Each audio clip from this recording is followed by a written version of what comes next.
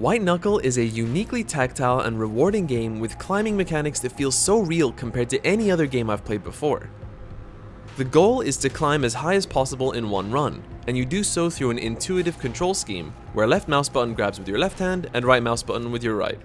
Each hand has its own stamina bar, so you need to strategize as you climb, sometimes making room to give a particular hand some resting time, or perhaps using a Hail Mary jump which drains your stamina even more but gets you to safety quickly.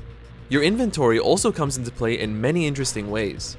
You can place pitons as improv handholds, but you need to ensure you hammer them in well enough, otherwise they fall out when you try to climb them. This may seem like a basic interaction, but doing this mid-climb after you've realized you don't have anywhere to climb to and have dwindling stamina is super anxiety-inducing. Another item that helps with these kind of situations is your can of food, for example, which you can down mid-climb to quickly replenish stamina. The catch with these is you need to manually pull them out of your inventory, sometimes mid-hanging for your dear life, and in the case of the can of food, you even need to discard the empty can.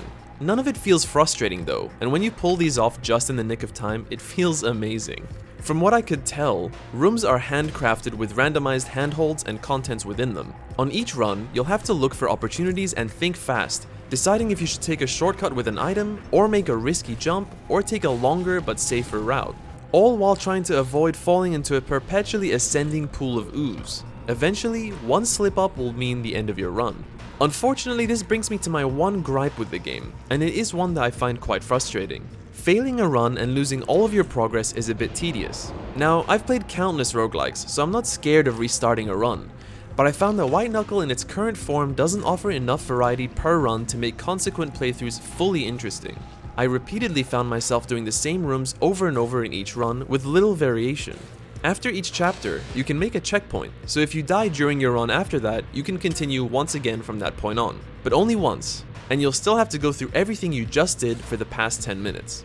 Meta progression is also just too scarce and uninteresting to alleviate this issue, unlike other games like say The Binding of Isaac, where you'll continuously unlock new items, alternate maps, and enemies to experience. Yes, it is kinda cool to speed through levels now that you've gotten so good at them, but it also means that the first half of your run is something you've already done dozens of times and it poses little challenge to you.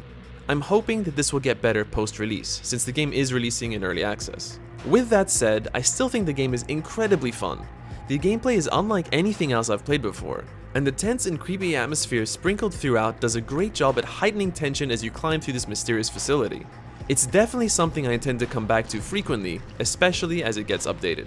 Thank you so much for watching. If the game looks like something interesting to you, check out the description to pick it up. Please don't forget to like and subscribe if you thought this was useful, and I'll see you next time.